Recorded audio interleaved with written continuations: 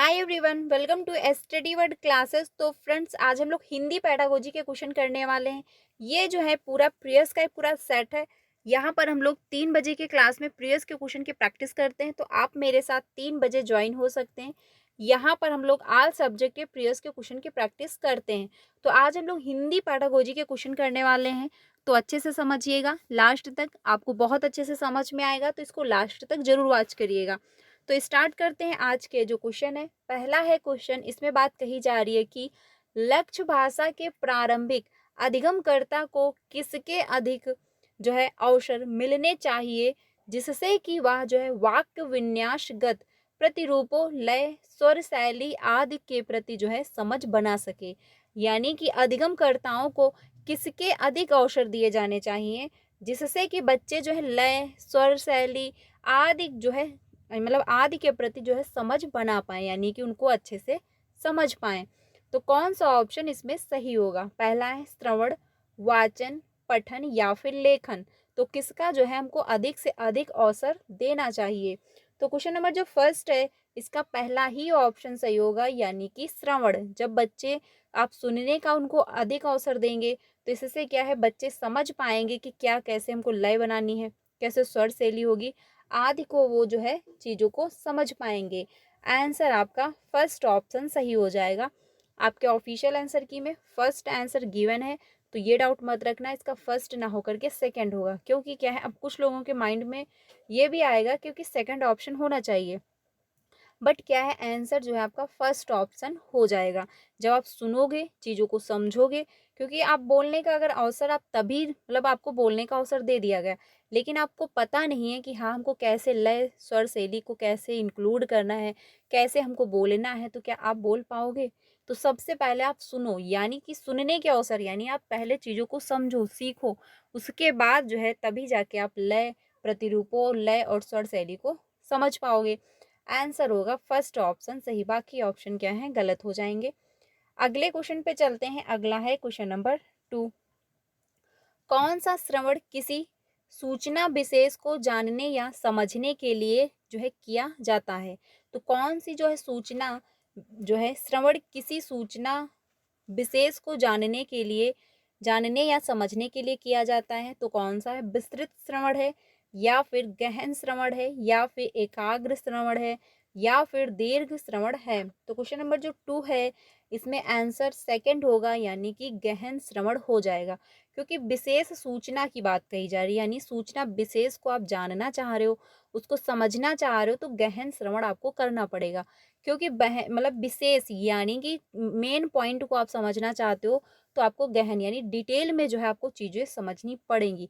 जैसे कोई घटना अगर घटित हुई है, तो अगर आप उसके बारे में डिटेल में समझना चाहते हैं, यानी विशेष इंफॉर्मेशन चाहते हैं उसके बारे में, तो आपको डिटेल से चीज़ें समझनी होंगी कि जो घटना है आखिर कैसे घटी, कहाँ पे घटी, क्या इसका रीज़न रहा, कैसे कैसे क्या प्रोसेस हुआ, तो सारी चीज़ें आप डिटेल में समझेंगे, तभी जाके आपको विशेष सूचना प्राप्त होगी। आंसर होगा आपका सेकंड ऑप्शन। जो आपका विस्तृत श्रवण आपका नहीं होगा, एकाग्र श्रवण नहीं होगा, आपका दीर्घ श्रवण भी नहीं होगा कि आप लंबे टाइम तक सुनते जा रहे हो, ये भी नहीं होगा। आंसर होगा आपका सेकंड ऑप्शन। ठीक है, अगले क्वेश्चन पे चलते हैं। अगला है क्वेश्चन नंबर 3।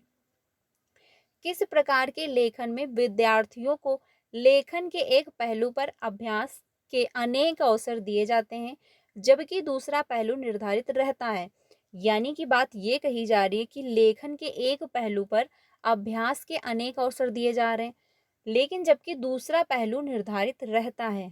तो इसमें कौन सा ऑप्शन होगा? पहला है मुक्त, या फिर निर्देशित, या फिर नियंत्रित, या फिर होगा आपका रचना संयोजन। तो क्वेश्चन नंबर जो 3 है, इसमें आंसर आपका होगा थर्ड ऑप्शन, यानी कि नियंत्रित। ठीक है, नियंत्रित जो है आंसर सही हो जाएगा, क्योंकि बात यहाँ पर की जा रही है कि पहले यानी कि पहले एक पहलू अभ्यास के अनेक अवसर आपको दिए गए, दूसरा पहले से निर्धारित है यानी कि नियंत्रित है, यानी कि बैलेंस जो है बना हुआ है। आंसर होगा थर्ड ऑप्शन। मुक्त नहीं होगा, निर्देशित भी नहीं होगा, रचना संयोजन भी नहीं होगा। आंसर होगा थर्ड ऑप्शन। अगले क्वेश्चन पे चलते हैं। अगला है क्वेश्चन नंबर 4। किसी उपागम की एक महत्वपूर्ण विशेषता है जिसमें शिक्षार्थी सामूहिक रूप से या तो दो दो के जो है जोड़ों में या समूह में एक साथ मिलाकर समस्या समाधान करते हैं।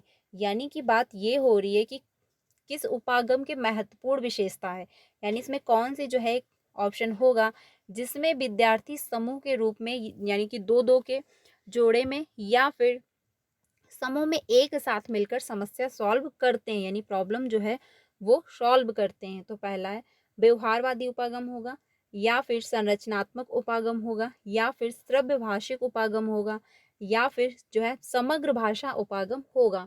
तो क्वेश्चन नंबर 4 का जो है 4 ऑप्शन होगा, यानी समग्र भाषा उपागम होगा, क्योंकि बात कही जा रही है सामूहिक रूप से या तो दो दो के जोड़े में, यानी कि दो दो के जोड़े बनाए जा रहे हैं उसके जोड़े में हो रहा है, या फिर समूह में जो है एक साथ मिलकर जो है प्रॉब्लम सॉल्व की जा रही, तो समग्र भाषा उपागम हो जाएगा, क्योंकि डिटेल में जो है बातें समझी जा रही हैं।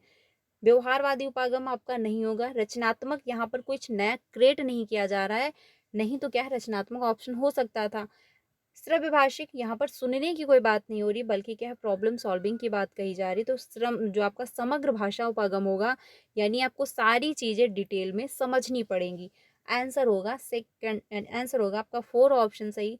रचनात्मक यानी सृजनात्मक जो है संरचनात्मक जो है इसमें कुछ नया क्रिएट किया जा रहा होता है, बच्चा कुछ नया खोज कर रहा होता है, कुछ अन्वेषण कर रहा होता है। ठीक है, आंसर होगा 4 ऑप्शन। अगले क्वेश्चन पे चलते हैं। अगला है क्वेश्चन नंबर 5। विद्यार्थी को विषय वस्तु याद कराने के लिए किसकी मदद ली जाती है, यानी कि अगर विद्यार्थी को आप विषय वस्तु याद करवानी है तो आपको किसकी मदद लेनी पड़ेगी। क्वेश्चन नंबर 5 है। तो पहला है अनुरूपण, यानी कि आप अनुरूपण यानी सेम जैसे प्रोसेस करवा रहे हो, या फिर एक्स्ट्रापोलेशन, या फिर वार्तालाप, या फिर ड्रिल। तो बात यहाँ पर हो रही है याद कराने, यानी कि बच्चे को आप जो है याद करवाओगे। तो याद करवाने के लिए आप ड्रिल यानी कि प्रैक्टिस बार बार आप करवाओगे, जिससे जो है बच्चा चीज़ों को अच्छे से समझ पाएगा। आंसर होगा 4 ऑप्शन, क्योंकि क्वेश्चन भी निगेटिव था और ऑप्शन भी आपको निगेटिव देना था। यानी विषय वस्तु याद करवानी, बच्चे को रटवाना है, याद करवाना है, तो उसके लिए आपको अभ्यास करवानी पड़ेगी, क्योंकि जब तक बच्चा मल्टीपल टाइम कोई एक वर्क नहीं करेगा तब तक वो याद नहीं कर पाएगा। तो इसलिए क्या है ड्रिल यानी प्रैक्टिस आपको भरपूर मात्रा में करवानी पड़ेगी। आंसर हो जाएगा 4 ऑप्शन। वार्तालाप में जो होता है बच्चा रटता नहीं बल्कि चीज़ों को समझ रहा होता है, क्योंकि कम्युनिकेशन हो रहा होता है, डिस्कस हो रहा होता है। एक्स्ट्रापोलेशन ये भी आपका नहीं होगा। अनुरूपण यानी एक जैसे रूल फॉलो किए जाने, यानी एक ही जैसे मेथड जो है बार बार इंक्लूड किए जा रहे हैं। तो इसमें आपका जो है आंसर होगा 4 ऑप्शन सही। अगले क्वेश्चन पे चलते हैं। अगला है क्वेश्चन नंबर 6। किसके अंतर्गत विद्यार्थियों को व्याकरण के नियम निर्धारित रूप से दिए जाते हैं और समझाए जाते हैं, यानी किसके अंतर्गत जो है बच्चे को व्याकरण के नियम निर्धारित रूप से दिए जाते हैं कि हाँ ये मतलब कर्ता फिर कर्म फिर क्रिया कैसे जो है स्टेप वाइज लगाना है, कैसे जो है इसको समझना है। तो क्या है नियम मतलब जो नियम निर्धारित रूप से दिए जाते हैं बच्चे को समझाए जाते हैं। तो बात यहाँ पर ये की जा रही कि और समझाए जाते हैं, तो कौन सा ऑप्शन सही होगा। बात हो रही है यहाँ पर व्याकरण के नियम की। तो पहला है रचनावादी कक्षा परिवेश, या फिर प्रत्यक्ष विधि, या फिर श्रव्य भाषिक विधि, या फिर व्याकरण अनुवाद विधि। तो क्वेश्चन नंबर जो 6 है यहाँ पर बात हो रही व्याकरण की, तो व्याकरण अनुवाद विधि आपका आंसर हो जाएगा, क्योंकि व्याकरण के नियम की बात कही जा रही है और व्याकरण अनुवाद विधि में आपको रूल जो है फॉलो करने पड़ते हैं। व्याकरण अनुवाद विधि जो होती है इसमें आपको जो बच्चे की मदर टंग होती है उसको जो है हमको मदद लेनी पड़ती है, यानी उसको जो है आधार बना करके हमको बच्चों को दूसरी लैंग्वेज सिखानी होती है। क्योंकि क्या होता है जब हम मान के चलिए जैसे बच्चे की मदर टंग हिंदी है, अब बच्चे को इंग्लिश सीखना है, तो हम क्या करेंगे इंग्लिश के जो रूल है उसको हिंदी में ट्रांसलेट करेंगे। यानी कि बच्चे की जो मदर टंग हिंदी थी उसको मैंने आधार बनाया, फिर बच्चे को दूसरी लैंग्वेज सिखा रहे हैं। तो इसलिए क्या होता है व्याकरण अनुवाद विधि जो होती है दूसरी लैंग्वेज सीखने में मदद करती है, बल्कि जो बच्चे की मदर टंग होती है उसमें ट्रांसलेट भी करती है। ठीक है, आंसर होगा 4 ऑप्शन, क्योंकि व्याकरण के नियम निर्धारित रूप से दिए जा रहे हैं। आंसर होगा 4 ऑप्शन सही। रचनावादी कक्षा परिवेश, यहाँ पर रचनावादी कक्षा परिवेश का मतलब ये होता है कि बच्चे की जो मदर टंग है उसको महत्वपूर्ण माना जाता है, साथ में बच्चा क्रिएटिव है, बच्चा कुछ नया खोज कर रहा है, कुछ नया जो है क्रिएट कर रहा है, ग्रुप लर्निंग हो रही है, तो आपका रचनावादी कक्षा प्रवेश हो जाता है। प्रत्यक्ष विधि जो सामने प्रेजेंट की जा रही हूँ श्रव्य भाषिक विधि यानी कि सुनने से रिलेटेड, तो ये भी आपका नहीं होगा। आंसर होगा 4 ऑप्शन सही। अगले क्वेश्चन पे चलते हैं। अगला है क्वेश्चन नंबर 7। किसी कक्षा परिवेश में विद्यार्थियों को उनके पूर्व ज्ञान के आधार पर बेहतर तरीके से समझ बनाने का ज्ञान सृजन के अवसर दिए जाते हैं, यानी सृजन के जो है अवसर दिए जा रहे हैं। बात यहाँ पर हो रही पूर्व ज्ञान के आधार पर बेहतर तरीके से, यानी बच्चे का जो प्रीवियस नॉलेज है उसको जो है आधार बनाया जा रहा है, और साथ में यानी कि बच्चे को समझ बनाने व ज्ञान सृजित करने के अवसर दिए जा रहे हैं, यानी कि बच्चे का जो पूर्व नॉलेज है उसको आधार बना करके बच्चे का न्यू नॉलेज सिखाने को जो है अवसर मिल रहे हैं। तो इसमें कौन सा ऑप्शन सही होगा? आंसर पहला है प्रत्यक्ष विधि, श्रव्य भाषिक विधि, रचनावादी या फिर व्याकरण अनुवाद विधि। तो क्वेश्चन नंबर जो 7 है इसमें थर्ड ऑप्शन होगा, क्योंकि बच्चे का पूर्व नॉलेज जो है उसको आधार बनाया जा रहा है, उसको इम्पॉर्टेंट माना जा रहा है। ठीक है, जब पूर्व नॉलेज आप इंक्लूड करोगे बच्चे का जब पूर्व नॉलेज आप इंक्लूड करोगे अपने मेथड में, लर्निंग में, तो जो लर्निंग है बच्चे की वो काफ़ी इम्प्रूवमेंट करेगी, बच्चे को काफ़ी हेल्प मिलेगी और बच्चा जो है काफ़ी प्रोग्रेस करेगा। क्योंकि पूर्व नॉलेज से आप जब कनेक्ट करोगे तो बच्चा चीज़ों को कनेक्ट कर पा रहा होता है, चीज़ों को समझ पा रहा होता है, एक अंडरस्टैंडिंग बन रही होती है। आंसर हो जाएगा थर्ड ऑप्शन सही। प्रत्यक्ष विधि नहीं होगा आपका, श्रव्य भाषिक ये भी नहीं, व्याकरण अनुवाद विधि भी नहीं होगा, क्योंकि व्याकरण अनुवाद विधि दूसरी लैंग्वेज सीखने में काम आती है। लेकिन यहाँ पर बात हो रही बच्चे का पूर्व जो ज्ञान है उसके आधार पर बेहतर तरीके से जो है बनाने व ज्ञान सृजन करने के अवसर दिए जा रहे हैं, तो रचनावादी क्लासरूम हो जाएगा। आंसर होगा थर्ड ऑप्शन सही। अगले क्वेश्चन पे चलते हैं। अगला है क्वेश्चन नंबर 8। कौन सा तरीका तथ्यों से कहीं आगे जाकर अनुमान लगाने का तरीका है? तो पहला है निष्कर्ष निकालना, या फिर विश्लेषण, या फिर एक्स्ट्रापोलेशन, या फिर व्याख्या। तो कौन सा ऑप्शन होगा क्वेश्चन नंबर 8 का? थर्ड ऑप्शन सही हो जाएगा एक्स्ट्रापोलेशन, यानी कि बात यहाँ पर हो रही है कौन सा तरीका तथ्यों से कहीं आगे जाकर अनुमान लगाने की बात कही जा रही है, तो आपका एक्स्ट्रापोलेशन हो जाएगा, यानी तथ्यों से भी आप आगे जा रहे हो, थोड़ा सा एक्स्ट्रा नॉलेज आप उसमें ऐड कर रहे हो, अनुमान लगा रहे हो, तो आंसर आपका थर्ड ऑप्शन होगा। व्याख्या नहीं होगा। निष्कर्ष निकालना, यहाँ पर कोई निष्कर्ष निकालने की बात नहीं हो रही, ना तो एनालिसिस की बात हो रही है। आंसर हो जाएगा थर्ड ऑप्शन। अगले क्वेश्चन पे चलते हैं। अगला है क्वेश्चन नंबर 9। समग्र विकास से तात्पर्य है, यानी समग्र जो विकास है उससे तात्पर्य है। तो पहला है बौद्धिक और मानसिक योग्यताओं का विकास, या फिर बौद्धिक मानसिक और सामाजिक योग्यताओं का विकास, या फिर मानसिक संवेगात्मक और सामाजिक योग्यताओं का विकास, या फिर बौद्धिक मानसिक शारीरिक संवेगात्मक और सामाजिक योग्यताओं का विकास। तो बात हो रही है क्वेश्चन नंबर 9 पे समग्र विकास से क्या तात्पर्य है, यानी कि बच्चे का जो है चौमुखी विकास हो रहा है। बच्चा जो है यानी कि बच्चे के एक पक्ष को नाम महत्वपूर्ण मान करके बच्चे के सभी पक्ष को महत्वपूर्ण माना जा रहा है और बच्चे का चौमुखी विकास हो पा रहा है। ठीक है, तो क्वेश्चन नंबर जो 9 है इसमें आंसर होगा 4 ऑप्शन, यानी कि बौद्धिक विकास, बच्चे का जो कॉग्निटिव डेवलपमेंट है वो भी बेहतर हो रहा है, मानसिक डेवलपमेंट भी अच्छा है, फिजिकल डेवलपमेंट भी अच्छा है, इमोशन यानी बच्चा अपने इमोशन के प्रति अवेयर है या नहीं है ये भी जो है ध्यान में रखा जा रहा है, सामाजिक योग्यताओं का विकास यानी कि सभी पक्ष को जो है ध्यान में रखा जा रहा है, तो वहाँ पर जो है समग्र विकास हो जाता है, यानी कि बच्चे का चौमुखी विकास हो रहा होता है। आंसर हो जाएगा 4 ऑप्शन सही। मानसिक संवेगात्मक सामाजिक योग्यता का ये नहीं होगा, बौद्धिक मानसिक और सामाजिक ये भी नहीं होगा, बौद्धिक और मानसिक ये भी नहीं होगा। आंसर हो जाएगा 4 ऑप्शन, क्योंकि इसमें सारे पक्ष को जो है इंक्लूड किया गया है। ठीक है, आंसर हो जाएगा 4 ऑप्शन सही। अगले क्वेश्चन पे चलते हैं। अगला है क्वेश्चन नंबर 10। वे कथन क्या कहलाते हैं जिनके माध्यम से यह जो है बताया जाता है कि विद्यार्थियों को किस प्रकार का ज्ञान, कौशल और दृष्टिकोण कक्षा या पाठ्यक्रम के अंत तक हासिल कर लेना चाहिए, यानी कि बात यहाँ पर ये हो रही है कि मतलब कि माध्यम से यह बताया यानी किसके माध्यम से जो है यह बताया जाता है विद्यार्थियों को कि ज्ञान का मतलब प्रकार का ज्ञान, कौशल और दृष्टिकोण कक्षा या पाठ्यक्रम के अंत तक हासिल कर लेने चाहिए, यानी पाठ्यक्रम जो है उसके अंत तक जो है हासिल हो जाने चाहिए। तो पहला है साहित्यिक प्रतिफल, या फिर संख्यात्मक प्रतिफल, या फिर अधिगम प्रतिफल, या फिर शिक्षण प्रतिफल। तो क्वेश्चन नंबर जो 10 है इसमें आंसर हो जाएगा थर्ड ऑप्शन, यानी कि अधिगम प्रतिफल होगा, सीखने के प्रतिफल। ठीक है, क्योंकि पाठ्यक्रम के अंत तक हासिल हो जाने चाहिए, तो बात यहाँ पर हो रही है अधिगम के प्रतिफल। ठीक है, साहित्य की यहाँ पर बात नहीं हो रही है, ना तो यहाँ पर संख्याओं की बात कही जा रही, ना यहाँ पर शिक्षण की बात हो रही है।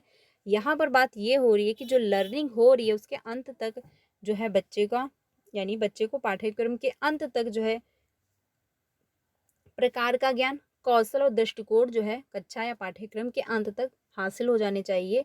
आंसर हो जाएगा थर्ड ऑप्शन। अगले क्वेश्चन पे चलते हैं। अगला है क्वेश्चन नंबर 11।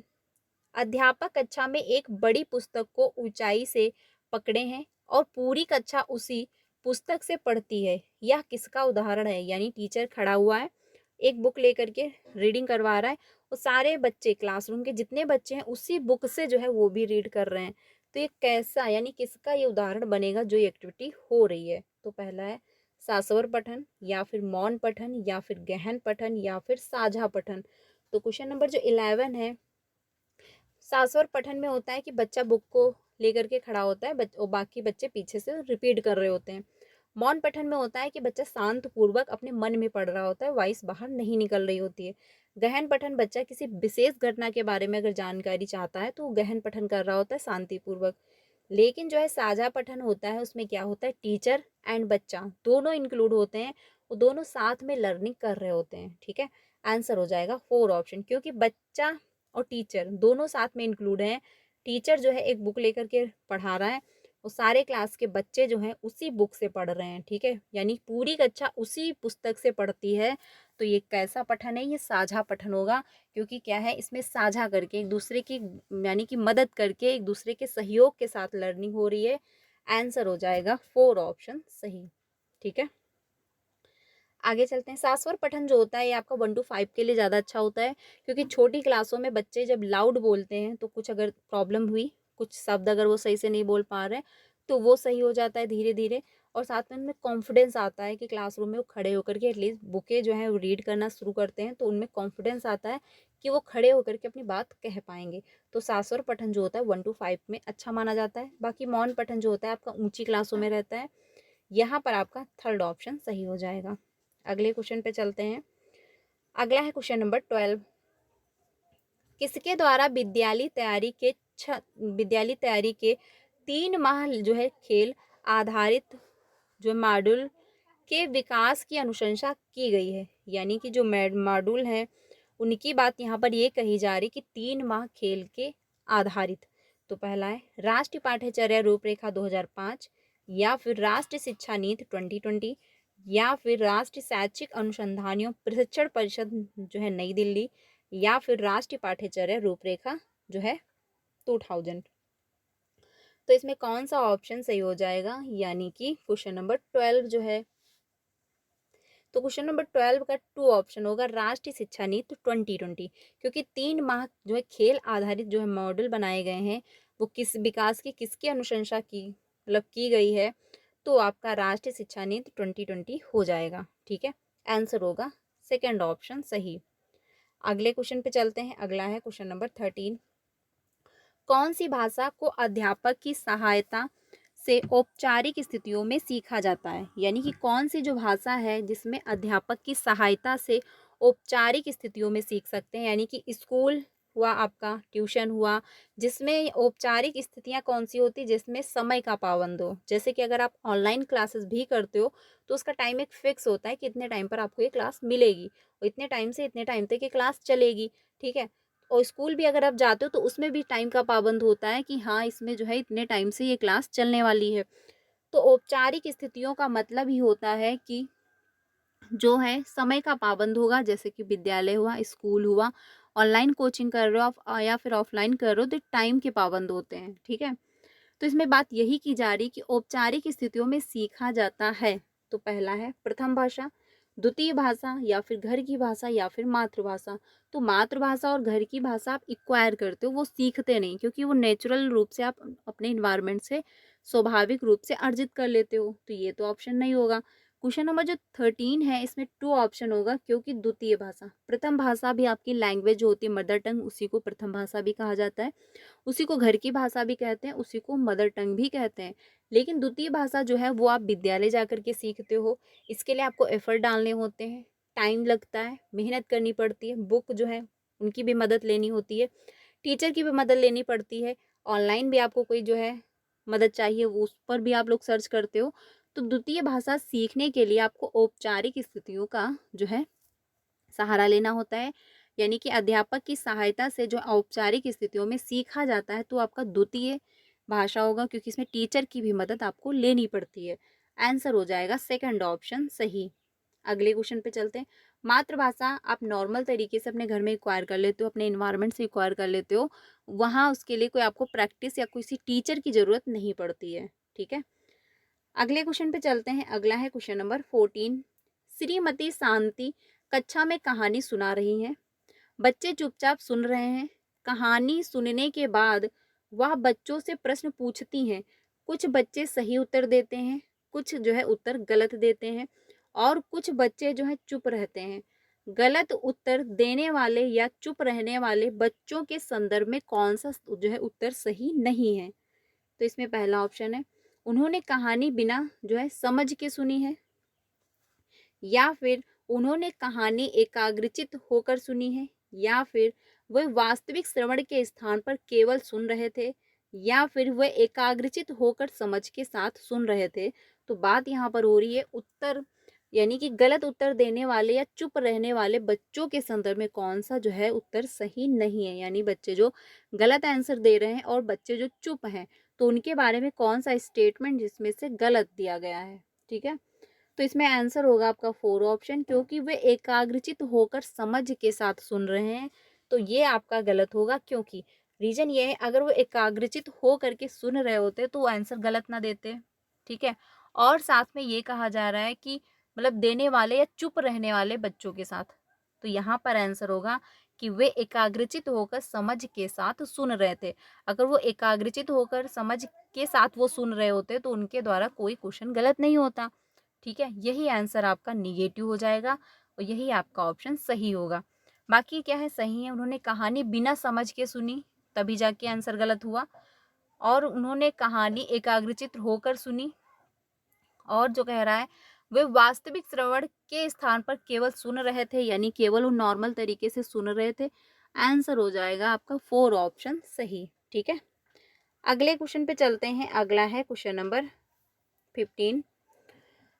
पठन का कार्य तब पूरा माना जाएगा जब हम डैश डैश क्या करेंगे, साधारण साधारणतया अक्षरों की ध्वनियों को मतलब डिकोड करते हैं, या फिर मुद्रित शब्दों का सही तरीके से उच्चारण करते हैं, या फिर बोधगम्यता के साथ पाठ्य सामग्री पढ़ते हैं, या फिर बिना किसी समझ के पाठ्य सामग्री पढ़ते हैं। तो बात यहाँ पर ये हो रही है, पठन का कार्य पूरा जो है मतलब पठन का कार्य तब पूरा माना जाएगा जब हम, तो कैसी एक्टिविटी करेंगे जिससे जो है पठन का कार्य पूरा माना जाएगा। तो क्वेश्चन नंबर 3 होगा, यानी बोधगम्यता के साथ जब पाठ्य सामग्री पढ़ते हैं तभी जा करके जो है पठन सामग्री पूरी हो पाती है, यानी पठन का कार्य जो है वो पूरा हो पाता है। क्योंकि बोधगम्यता का मतलब होता है आप समझ करके पढ़ रहे हो, आप जो है मीनिंगफुल लर्निंग आपकी हो पा रही, अर्थपूर्ण जो है अधिगम है, आप चीज़ों को कनेक्ट कर पा रहे हो। ये नहीं कि आप कुछ मतलब क्लासरूम में कौन सा चैप्टर चल रहा है, कौन सी क्लास चल रही है, आपको कुछ पता ही नहीं है, आप चीज़ों को कनेक्ट कर पा रहे हो, अपने रियल लाइफ से कनेक्ट कर पा रहे हो, उसका जो है प्रयोग कर पा रहे हो। ठीक है, आंसर हो जाएगा 3 ऑप्शन सही। बाकी जो डिकोड करते हैं ये नहीं होगा। सही तरीके से उच्चारण कर रहे हैं, अगर आप सही तरीके से उच्चारण कर रहे हो बट उसका सही से अपने रियल लाइफ में प्रयोग नहीं कर पा रहे हो, आप उसकी मीनिंगफुल लर्निंग आपकी नहीं हो पा रही है, तो उसका कोई मतलब नहीं होगा।